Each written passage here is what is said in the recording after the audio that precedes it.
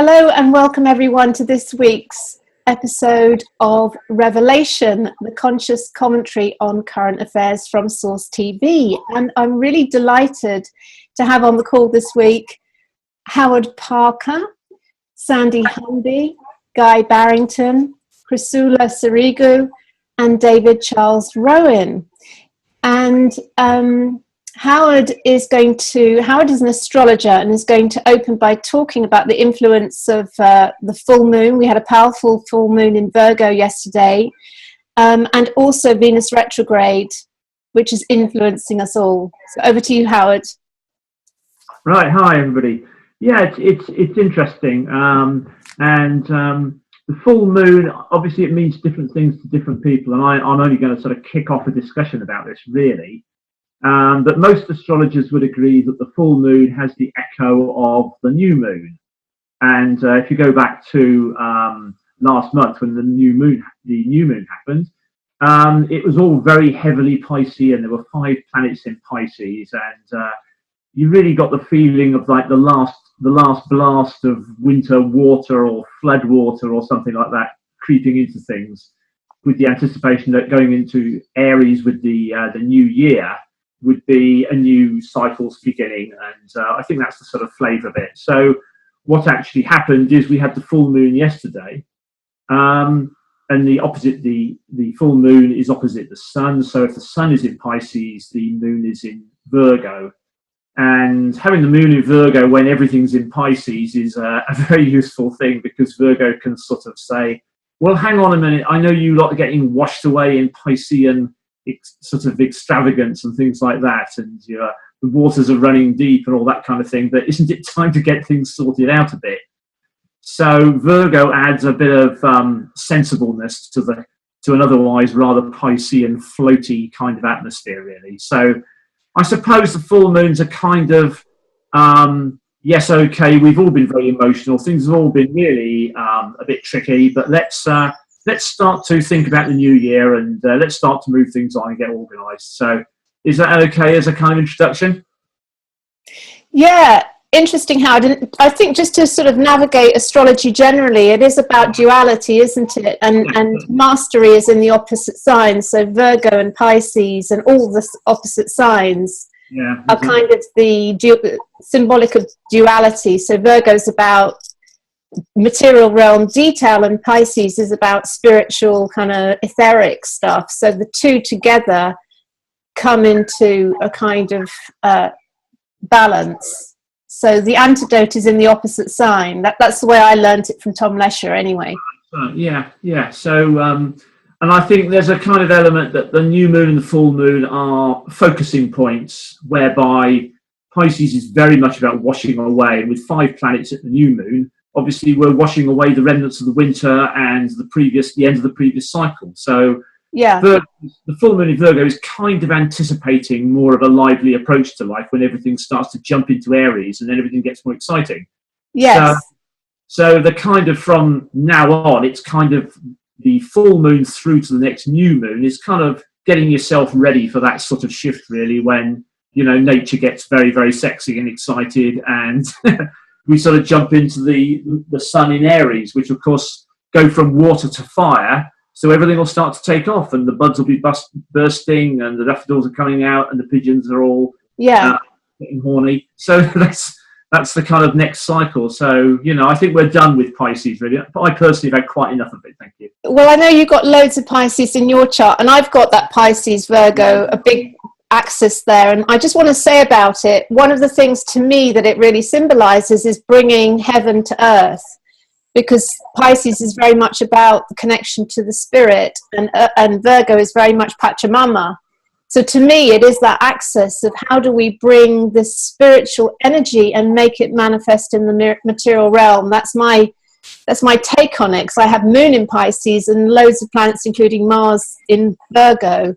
Yeah. And so, Source is all about bringing heaven to earth. So it's a really interesting access.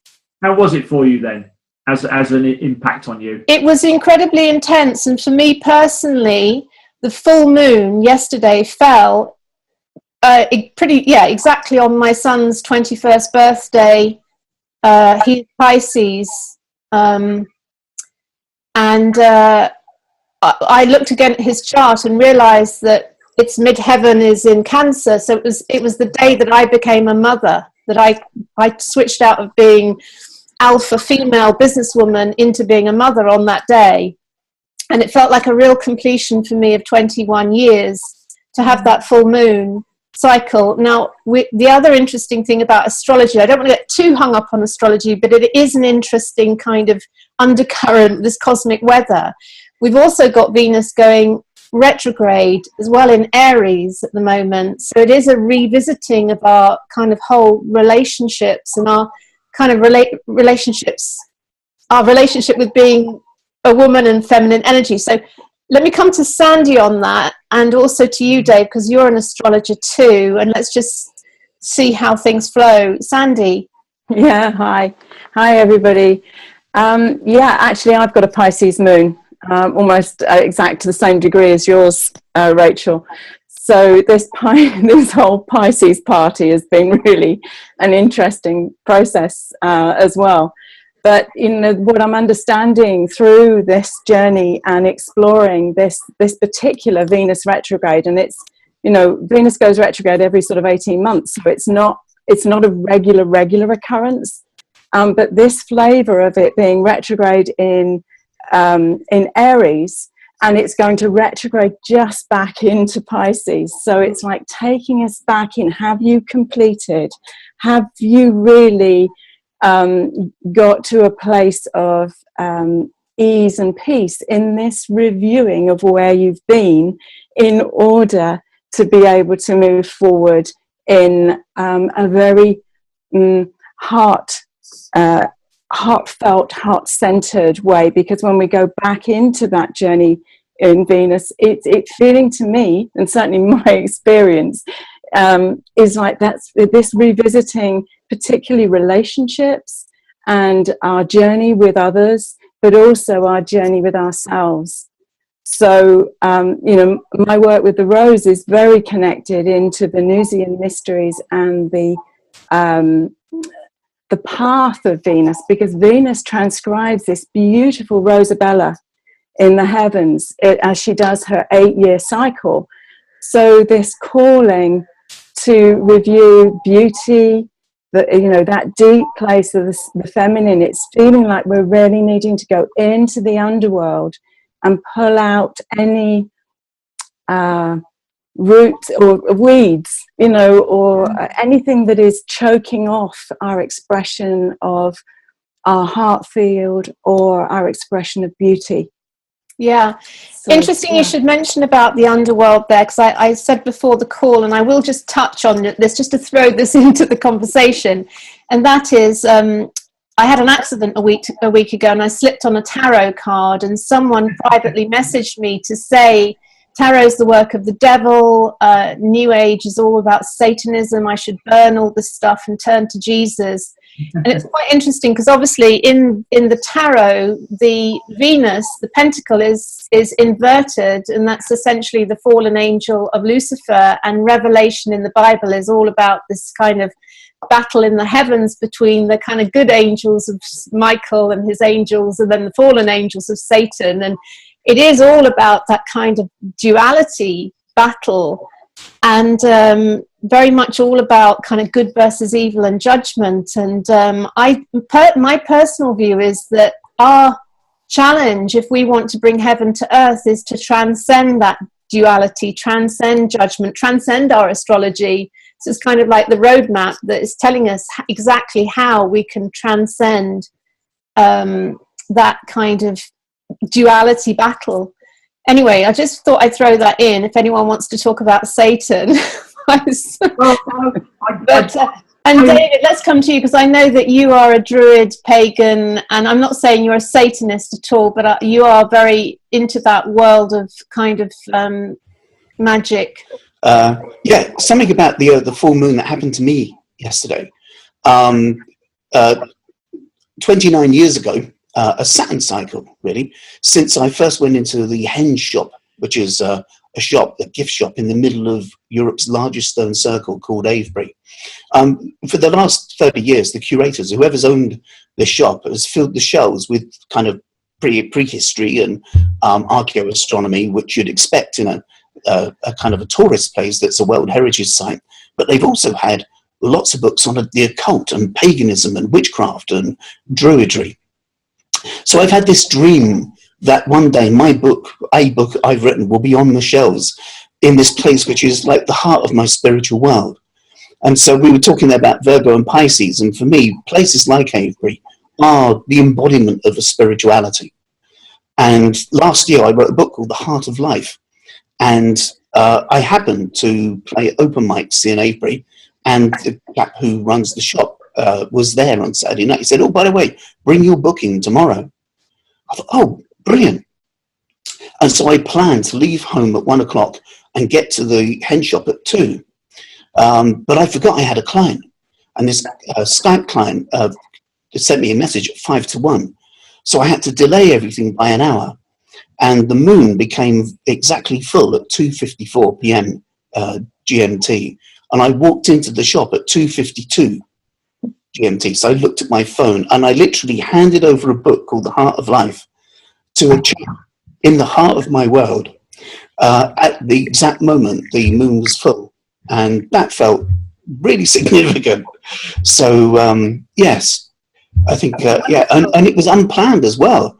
You know, if I hadn't bumped into the guy the night before and he hadn't mentioned coming tomorrow, and if the Skype client hadn't have said, "Oh, by the way, are you still okay for 5 minutes time?" That timing with the moon just wouldn't have happened. Yeah, beautiful synchronicity. Yeah, and much easier than slipping on a tarot card.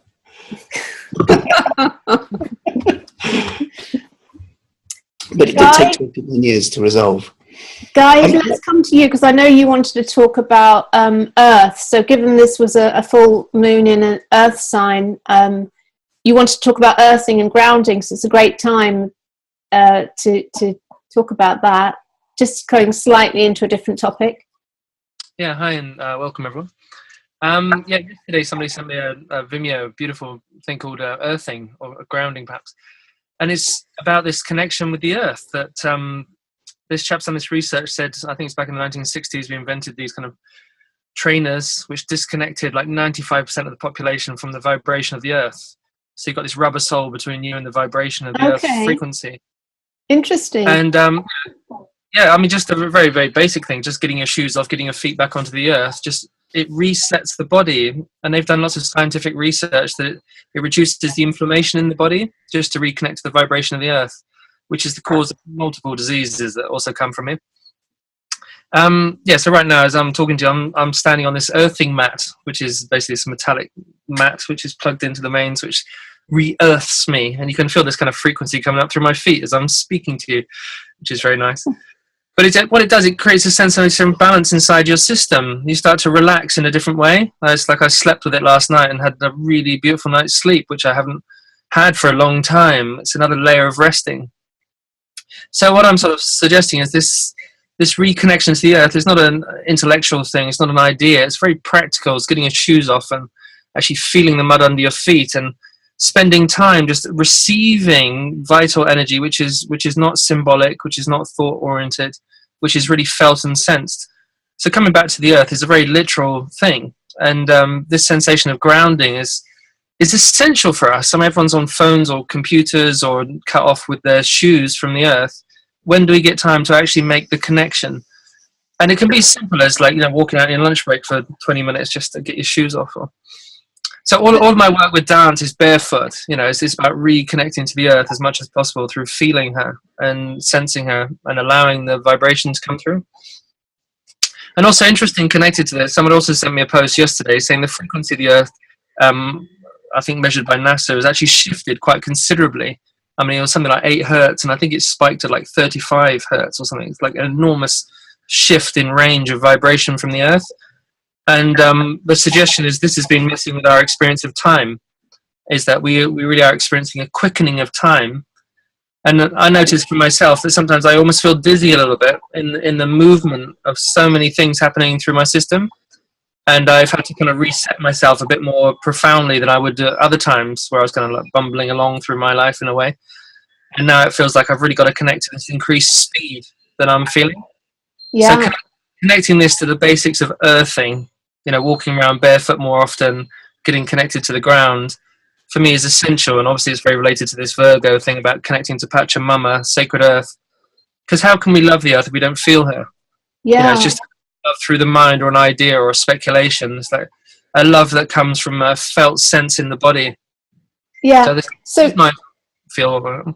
Essentially coming into resonance. And I'll just come to Chrisoula quickly before we come back into everyone else, because Chrisoula hasn't spoken, and I know that you're feeling a bit out of alignment today, Chrisoula, and this is an interesting thing about this. What I think what Guy's talking about is coming into the energetic alignment with the golden mean, essentially, of Pachamama, and when we feel pulled out of alignment, that's when we start to feel not so well, or we manifest an accident, for example, in my situation this week. So I just wanted to give you an opportunity just to check in with us, Chrisoula. I know I thank you for showing up, even though saying yes and showing up, even though I know you're not feeling very well today. So I appreciate that.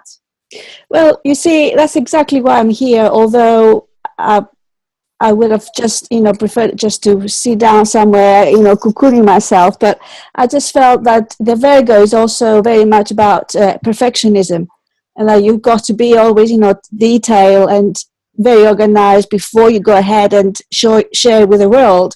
And I said to myself, okay, so what is the message here? So am I going to shy away and not be part of this wonderful circle you've got here, Rachel? Because I'm not feeling, really up to it, and I feel this not in alignment. But still, I felt that connecting with you will give me that energy that I possibly need, because I believe that being with people with positive energy, surrounded with people, this is the environment we're talking about. When you're talking about, connecting with Mother Earth, connecting with people that will feel you that positive energy, that uplift, that boost. That's what I was called to do, instead of sort of saying, I would just prefer not to be on my own. So there you go. Yeah, well done for that, because that is the thing, is like being with whatever comes up, as opposed to just wanting to go for pleasure and away from pain. Fully being with whatever's going on, because everything is a teaching and a blessing. Howard, did you want to talk? You putting your hand up? That's a really good link there, because actually, of course, since astrology gives us a little glimpse of like all the amazing number and types of cycles that we have there, those are all rotating in various ways, and we're constantly being presented to these challenges, not just with like these opposites that we get with moons. So you get the Pisces, a Virgo duality opposition that you mentioned, and if you're the opposite in your Gemini Sagittarius, or you've got a bit of that as well, you're dealing with a slightly different type of it. So if you've got that Gemini Sagittarius, which is a square angle to the moon and the sun, then obviously it feels different.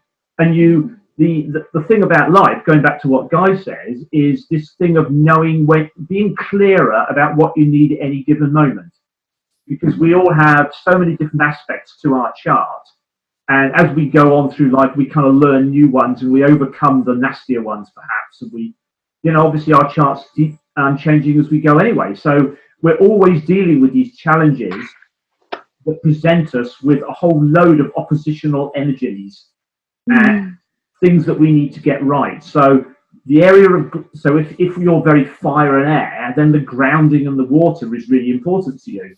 And it's more important if you don't have it, because seeking to find balance is obviously knowing what we've got too much of. And like genius has always got too much of something and too little of something else. Say Bob Dylan, he's got like everything in Gemini and Taurus. And I can't remember what it is in Picasso's case, but he's got almost everything in the same place, which means he's fantastic at one thing and absolutely dreadful at all other aspects of being a human being. I think he's Scorpio, isn't he? I think he's mega Scorpio, Picasso, from memory. I think he was Scorpio Taurus, from what I remember. Okay. But it means that such brilliant people are completely clueless about vast areas of their life, because they don't really understand what they need to achieve, to seek some kind of unity out of this difficulty they've got, and life becomes that sort of thing. sort of journey of finding out how you work with this stuff. I mean, in your case, you've got the very powerful Mars, Pluto, Uranus, which is a bit of a nuclear power station. But, you know, you have to make sure your safety systems are good with a nuclear power station. So, and you've got this very Piscean, emotional, spiritual side. And you've also, so you're juggling all the time. And as the moon goes by and the sun goes by, you get ding, ding, ding, ding on the slot machine of life, you know, and everything goes crazy. Pinball machine, really, isn't it? With it, it's that kind of issue that makes life kind of exciting. And also at the same time, if we get a really good handle on these things that trigger us, that trigger bits of our chart that are really difficult, we can keep on top of them and do the right thing in the right circumstances, the energy, then we're kind of okay most of the time. I think this is the interesting thing you touched on here, Howard, because to me this is the point about going back to the kind of, you know, burn the tarot cards and kind of get rid of new age stuff. To me, the challenge for all of us evolutionaries is not to kind of judge and get rid of stuff. It's the ability to hold a very high vibration that is able to transmute everything. And to me, this is the true essence of Jesus. He just simply, he didn't set out to find ill people and heal them. He just held such a high vibration that in his energy, a bit like Chrisoula was saying, coming on this call, you just went in Jesus's orbit and suddenly everything was aligned to the one. And kind of that's what you're saying, Guy, about, and you can do that with Mother Earth, of kind of getting into alignment and in alignment, all stuff like disease or conflict which pulls us out of alignment comes to center, which is essentially the prayer pose. So to me it's all about alignment and not in this judgment duality, transcending that is able to kind of to bring it all into harmony. Guy? Yeah, well, I mean, for me it's the dialogue with the mind that creates duality. I mean, our body doesn't know duality. Our heart doesn't know duality. So it depends where we choose to operate from. You know, what you navigate is your center. And I think we've been largely coerced and hypnotized into believing our center is a mental one or a projective one or image-based one. And so we follow all these kind of philosophies and teachings and not feelings and sensations. And there's a lot to be said for coming back to just the simplicity of like naked breath, like open-hearted feeling and sensation, which doesn't need any interpretation. Because the minute you get involved in interpretation, you're going to get into a position. You know, my position versus your position, I'm right, you're wrong, and everything else apart from there. So then for me, it's a bit like treating the mind lightly. Like that, the mind is like the latest evolutionary aspect of us anyway. The neocortex is the last part of the brain which has been seated on the mammalian and the reptilian. So it's like it's the tip of the iceberg, if you like. So it can be the fruition of our beingness is communicated right now through language, but not seeing language as an isolated thing. And I think that's where it's come from. It's like you have the esoteric tradition is about dropping into the present sensing, and the exoteric is following all the liturgy and the morality and the structure. So it's having this inner life which is completely awake and alive, then expressing very easily and effortlessly through the outer forms. And for me, that's the subtle balance as well. It's not just about grounding in the earth. For me, there's two types of ground. There's ground of the earth, that kind of grounding, and there's ground of being. And this is the axis, the horizontal and the vertical together. And that for me creates a total alignment. When my being is anchored through the ground of my body, that's where I'm fully feeling sensation of home. But I think most of us have got a lot of work to do in our physical alignment, especially since we've been so disconnected and bombarded with all these electromagnetic frequencies all the time. Sandy? Let's come to Sandy and then David. Yeah, really interesting, Guy. I really resonate with what you're sharing there. And this place of clearing the storyline that runs down through us, that the stories that get contracted into the chakras or into the cellular structure of the body when we aren't able, or we don't have the tools to process our emotional field, or are not able to be present to it because we've learnt a process of distraction to avoid actually having to feel or having to deal with what's coming up in us. But when we can find the tools and the presence to let that energy work its way down through us, so that we can do exactly what you're saying, Rachel, bring heaven on earth. And we can only do that through this cleared field of frequency. Then we're into balancing our being and our doing, our different fields of expression, but it comes through the heart. It comes through that illuminated, or that heart flame, where we have that sense of really being present to all that is. Mm-hmm. And then there's no judgment or other than it. You know, there's a flow and an isness that comes through that. And, you know, we're all work in progress, because anything that's happening in our external realm is, you know, can be used as the fuel or the trigger that allows us to do that inner journey, time and time again, to transmute the what comes up. David, you wanted to add? Yeah, a couple of things. I remember I watched a BBC documentary on the travellers at the end of the 1980s, and I was struck by this woman said, we isolate ourselves from the earth. We wear shoes, we walk on carpets. You know, kick off your shoes and touch the ground. And every time I go inside Stonehenge, so long as it's not completely raining and cold, I take my shoes off. And just feeling that buzz in that place coming up through your feet is wonderful. It's like a reconnect, you know. Walking across landscape, especially if you know where there are ley lines, it's tiring to walk, but it's not tiring to walk on a ley line. If you spend a day on a ley, you're more wide awake at the end of your whole day walk than you were at the beginning. It's a visceral thing. You know, I used to do these tours that would last all day. I think you came on one, Rachel, in 2015. Amazing stuff manifested from that, I tell you. Indeed, and you can learn about things in a village hall with slideshow or something, you know, or read a book. But it's not the same as actually walking physically, getting the mileage under your feet, and just learning the scale of things. Sometimes you need to kind of let your body do the walking, you know. Yes, and you mentioned tarot there. When I do tarot workshops, I often describe the journey of the Fool, you know, the court cards. Sorry, not the court cards, but the major arcana.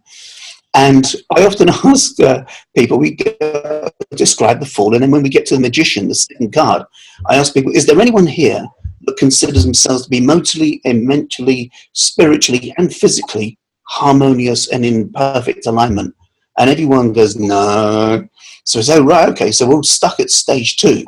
And there's another 22 to go. And for me, the next 4 cards describe something particular. There's the High Priestess and the Empress, and you have the Emperor and the Hierophant. And for me, these are both the spiritual and the sentient wisdom of femininity, and the spiritual and sentient wisdom of masculinity. And so in order to get to the next stage along, one has to experience and have mastery in being attuned to feminine goddess energies, if you like, and spirituality, but also Mother Earth and Gaia, the ground. Likewise, you know, being the hunter, the provider, the fixer of the Emperor, but also the Hierophant, the teacher, and the great learned. And it's when we have a sense of all 4 of those that we've got the equipment, if you like, to then proceed along through the various parts of the cycle. So as a pagan person, I see the masculine, feminine, the up and the down are all parts of a holistic system, and they work together. And it's when people have an emphasis on one or the other, it happens at the expense of the other parts, which I think Jung was trying to get to as well with some of his ideas. But so yes. You won't be burning your tarot cards anytime soon, David, and turning to Jesus? Sorry to laugh. Turn to Jesus in a sense of spirit, but tarot cards are nothing to do. Jesus never mentioned tarot cards. You know, not once is it reported he said anything about, I want you to leave the cards that haven't yet been invented the things that have not yet been invented, never use them. He never said that. But So, they did evolve out of ancient Egypt, didn't they? As I understand it. So, and they are based on the Torah, the tarot, reverse Torah, means the law. So they are kind of rooted in Masonic kind of. Anyway, I don't want to get too not Egypt, but they're definitely Neoplatonic from the Renaissance. Okay, Howard. Yeah. I was just going to chuck in another quick thing of what's going on astrologically, which is that Venus is in Aries and Mars is in Taurus, and that's interesting because that is likely to lead to this kind of conversation where we're talking about how gender and masculinity, femininity, yin, yang, and then the four elements. Really, it's all much more complicated than you would expect, because I mean, we have Venus in Aries as it is right now. That's probably going to make women quite assertive in relationships in the spring. I know that's a gross generalization, but it has that fire masculine energy, possibly for women. So that's a duality for a start. And then the other one is Mars in Taurus. Now, Taurus is, some astrologers would say it's a lot more feminine in some ways, in the sense that it's more towards Venusian femininity in a way. But of course, Mars is aggressive and masculine. So to have a conversation about mixing up masculinity, femininity, yin and yang is just exactly what you'd expect. And of course, that's how a lot of contemporary society is now. People are seeing the breakup in traditional gender roles, and we're seeing who really supports strong traditional gender roles, and we don't like those people very much. So it's all very interesting, isn't it? We kind of touched on that conversation last week with International Women's Day about this kind of fighting for women's rights and this kind of going into battle and like marching and all the rest of it. So I had an interesting discussion about that whole masculine expression of feminine energy. So again, that's an interesting thing. Sandy, did you want to? Yeah, there was just something that David said, and actually Guy was talking about too, in this place of earthing, and one of the things that I've been really curious about is the sort of the stretching of the 7 chakra system to incorporate the Earth Star and the Gaia Gateway and the Soul Star and the Stellar Gateway, so that it's really creating a field of understanding or feeling energy beyond this being. And the Earth Star, I'm beginning to realize is in my exploration of it, is really beginning to come very, very active for us. And it's really that guiding place that tells us whether we're at home or not on a particular frequency of the land. And I was really interested when David was talking about, taking your shoes off and walking actually within Stonehenge or within Avery and onto these earth currents, the electromagnetic lines in the earth, which are changing all the time because of the shifts in the polar alignment, but also how that resonates for us and how that changes for us as our own personal Earth Star activates and connects into the frequency of that particular place on the earth that we're on. Does it expand our auric field? Does it bring us into an aliveness and a real sense of connection and wow, yeah. I'm at home. I'm just going to throw in another little curveball here, and this is courtesy of Kevin Stein, my co-creator in SourceTV, because he retweeted an article in The Guardian yesterday from Tim Berners-Lee, who obviously created the World Wide Web.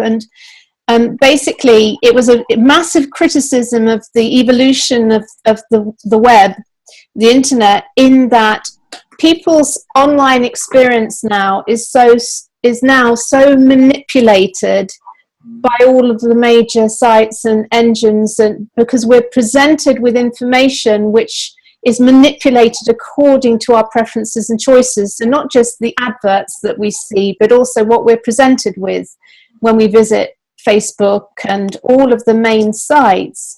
So that actually our perception, and this kind of comes back to to what Guy was saying about being kind of pulled out of alignment by all of this kind of technology and losing connection with what is truth or not, because what we are being fed, and a lot of it is also politically manipulated as well, and this touches on the whole Trump scandals and the Russian, of how elections can be manipulated by what people are presented with. And it's really quite a scary thing of how we're being tracked and monitored and followed, and things that our experience of the world is kind of I guess it's the law of attraction amplified to the nth degree.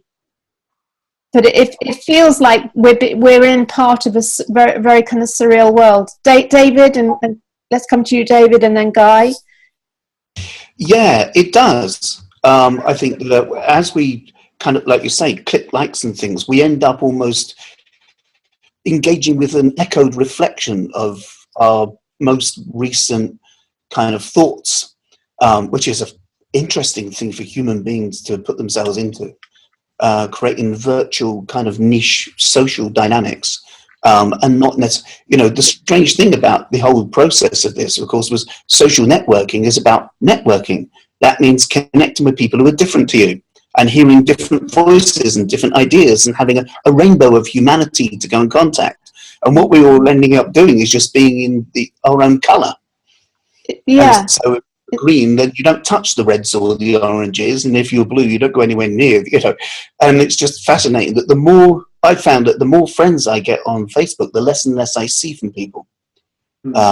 So there's a strange dichotomy with that, I just wanted to kind of mention that kind of niche thing. And to me, that's very Uranian. In astrology, Uranus represents electrical technology, but also groups and networks and friends. So since the discovery of Uranus and the rise of the Industrial Revolution and electrical things, we now, as if you think of, we're going through the age of Aquarius, if the Earth is at the beginning of the sign of Aquarius, then the whole idea of the world being governed, if you like, by electrical experiences. And of course, genius is very close to madness, and it does create a kind of its own sense of insanity. Yes, and Stephen Hawking has been talking about, once again, this is all in kind of feature films, isn't it, about artificial intelligence. And we all have this idea it's robots marching around the planet, but actually this manipulation of communication and information, which is all being done by robots, is really interesting. Guy, let's come to you. Yeah, again, I mean, for me, what keeps me sane is dancing and my feet on the ground and feeling my own feelings and sensing my own sensations and keeping it very close. And then from there being discerning, but discerning from a place of knowing where my borders are, where my limits are, where my experience is. And yes, I mean, Facebook and all these things are often reflecting what we put out into the universe, which isn't so different actually from how the universe reflects outside of social media. So, it's up to us to see if we're willing to widen our range. It's like, I mean, who says we're governed by social media? It's like we can step out the door and meet our neighbours and walk down the street and see someone we've never met before. And, so it's up to us to see if we want to take the journey of the rainbow of colours in physical experience. Yeah. But I also just want to say just a couple of words about the masculine and feminine conversation. Is, just to present it in terms of our nervous system, not in terms of role or gender or stereotype, but just looking at the physiology of the masculine and feminine principle. So I think often we get lost in the narrative of, what is my masculine role or feminine role? And for me, at a physiological level, in my nervous system, the feminine is the parasympathetic nervous system, and the masculine is the sympathetic. And, the sympathetic is adrenal, it's active, it's expressive, and the parasympathetic is all about rest and receiving. And, what I'm very present to through, my own process of awakening is returning to the feminine, is returning to feeling, is returning to the parasympathetic. It's like, my system is being so busily pushed on the sympathetic nervous system, success, doing, achieving, fulfilling, expectation, all these things. And, I do have tremendous ambition in a heart-centered way. And, I love to do things, but what I've noticed more and more in the last few years is about taking time to breathe and to walk on the earth and to rest and to relate and to connect and taking time out of time. And for me, it's essential to resource, to come back into our sense of presence so we can actually do all the things we love to do. So for me, this is the real redressing of the sacred feminine, is coming back to an authentic state of resourcing and resting, so we can actually rejuvenate ourselves. Because when you feel rejuvenated, your signals are clear and flowing, and you can sense and feel and navigate so much more clearly. Then you're not going to get lost in the manipulation of anything, any relationship or any field or any media. I mean, that's really in our hands, you know, whether we get manipulated or not. You know, but it really does help to feel anchored in your own presence, so you can navigate from center. Yeah. Chrisoula, let's just come to you, as you haven't spoken much. Then we'll come to Howard. It's interesting what you say, Guy, about sympathetic and parasympathetic and masculine and feminine. And but in all this, for me, the word choice comes to mind, that we have the choice how much exposure we are on Facebook, how much exposure we have, connection with Mother Earth, whether we are connecting with people we want to connect with, whether we are influenced by what's happening in the world by politicians or not. So, and being conscious about how generous we are with ourselves and how generous we are with others, which is very much about the feminine energy, generosity, isn't it? And from the masculine to learn to be impeccable with themselves, with us, but also with others, and how the two connect. The two, you know, sort of is giving and take. But it is a choice. You know, the internet and everything we've got available, it is a blessing. But it's how much we allow it to penetrate our lives, and in a way to allow toxicity to get into our beings, rather than saying, okay, how much can I get out of this to my benefit and the benefit of others, instead of allowing it to feel the negative sense of it, if you see what I mean. It's all about a choice for me. And I could choose to stay on Facebook for however many hours, or I could choose to read a good book instead, or choose to connect with Mother Earth, or go along for a walk, or write something. So it's we've got all of that, and it is incredible that we've got all of that available to us. It's by how conscious we are to say when to stop, press pause, and move on and do something that give us that energy of connecting and being more in alignment with the source. Yeah. Howard?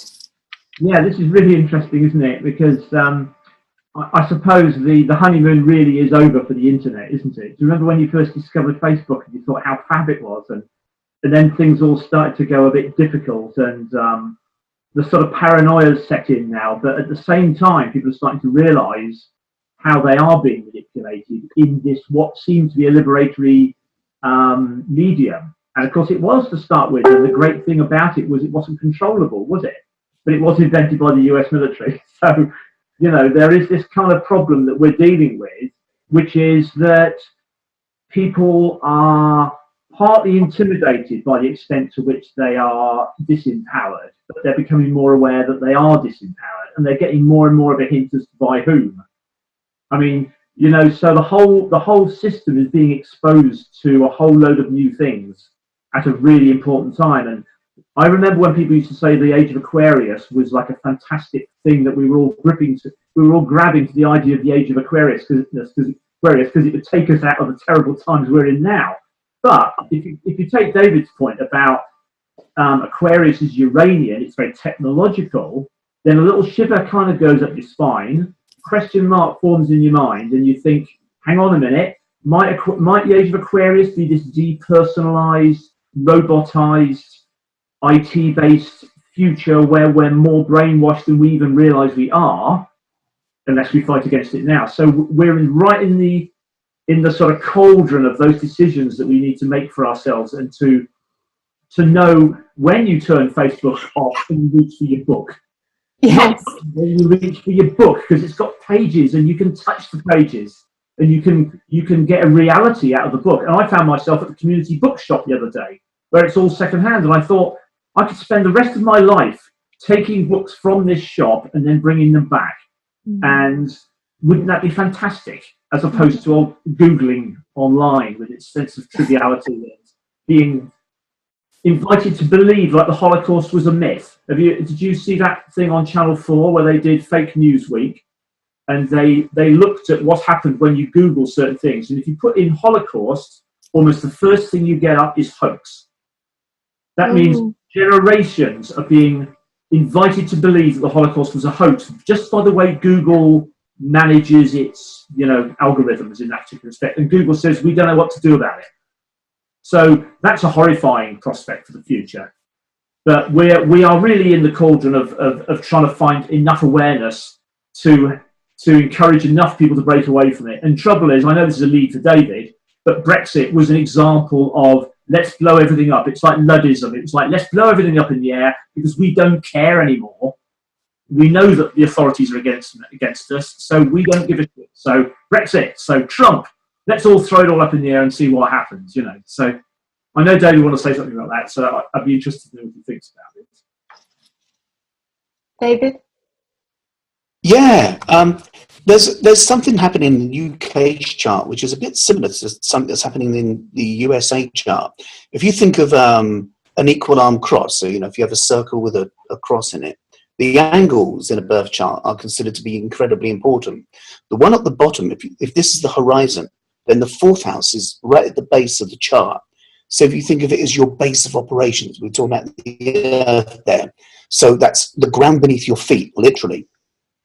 And Pluto, the planet of the underworld and change and transformation, but also repression and secrets and the revealing of secrets, is moving through the fourth house in the UK's chart. And I think it might be in America's as well. So that means that in the home of the country, if you think of it like that, so the chart is the chart of the idea of nation, the collective consciousness. There's this kind of sense of paranoia that there are dark forces beneath our feet swirling around that could, hands can grab your ankles and drag you down into some kind of plunging underworld. But at the same time, there are dark secrets being revealed. And Saturn was moving through Scorpio while Pluto was going into the fourth house of the UK. And ever since then, we've had like Jimmy Savile, the Operation U-Tree. At the moment, there's an inquiry into, institutionalized child sex abuse, which is horrific and is very indicative of Pluto moving through the fourth, these dark things becoming revealed. But there is also a paranoia. We're in post-truth reality. What does that mean? But the Oxford English Dictionary have accepted it, right, as a phenomenon. So we're in a world now where we don't know what to believe anymore. So the only thing you can go by is your gut instinct. And whenever a person has a Pluto transit and they have some kind of shock in life or a near-death experience, it's the stomach where you feel it's the solar plexus that tightens, So, but that's the very thing that we're supposed to navigate our way with. When we go into a booth and we vote Brexit, I don't know enough information about that. So the only thing I can do is go by my biases and the feeling in my tummy about where to put my eggs, which is a strange thing to make your population do. In the cross of a birth chart, in the seventh house of the UK's chart, if it was a person, it would be the house of marriage. And Uranus has been moving through that area of the UK's chart. So in a person's forecast, if they've got Uranus going through their seventh and they're married, it's an indication that their marriage is going to be tested during this period of time.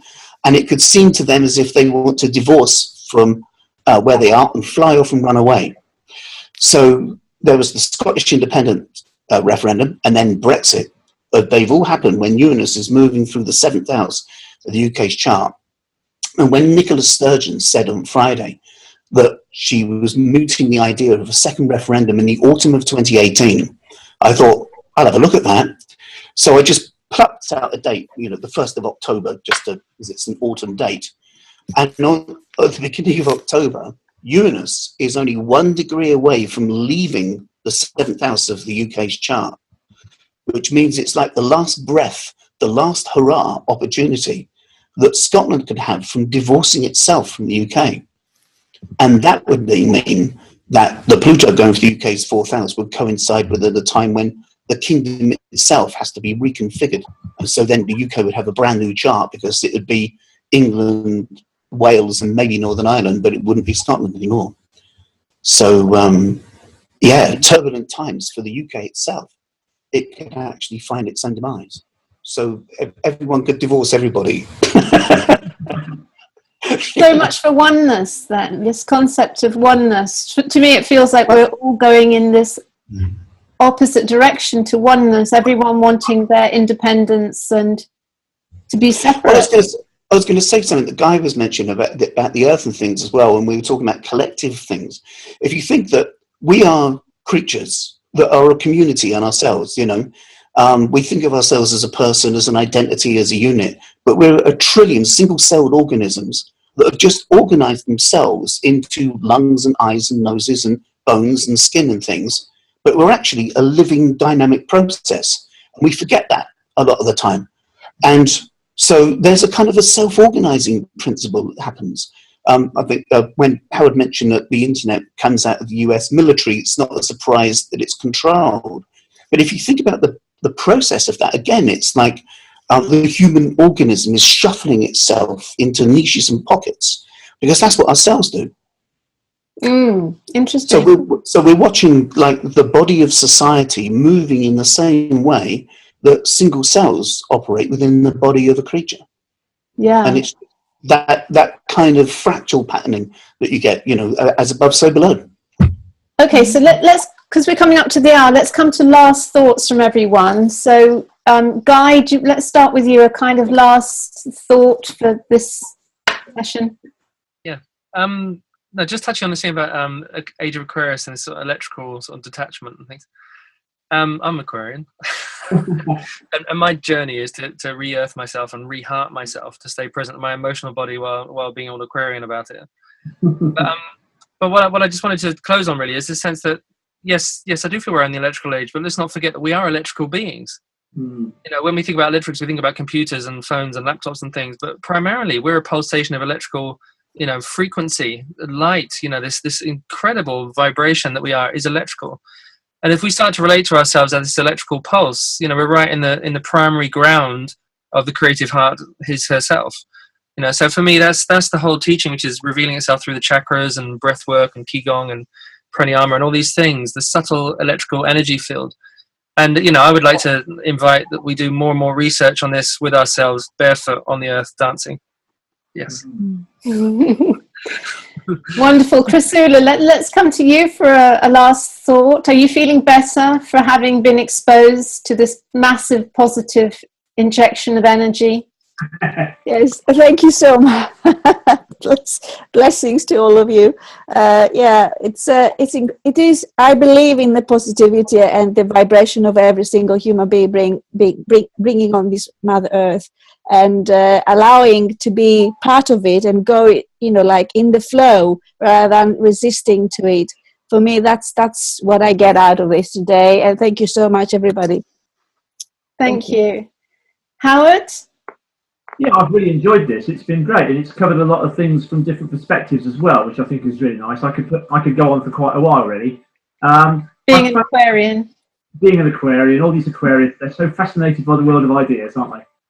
So I just think really that where I am right now, I've been through a very Piscean and dissolving period personally, and that's because of my Venus Mars right up where the Sun is right now. So that's washed over me really. So poor old Aquarius hasn't had much of a look in really, but I'm kind of looking forward to the new solar year, I think, and it's going to be really interesting and exciting. And I think before grounding myself in May, I think the thing to do is to get the energy of April, get your ass into gear, get out and do stuff, get moving in the year, and then see where it goes. I think it's just simple optimism of Aries, and it's just really, really nice right now. Fantastic. Sandy? Yeah, as another Aquarian. Aquarian with a Pisces moon. Oh gosh. Yeah, I mean, I've really enjoyed it. There's been such rich sharing, and this place of earthing, this coming into center is really touched a spot with me in all of the ways that it's been it's been looked at and spoken of. So yeah, really, really appreciated being here. Thank you so much. Yes, thanks for coming on. And let's just finish with you, David.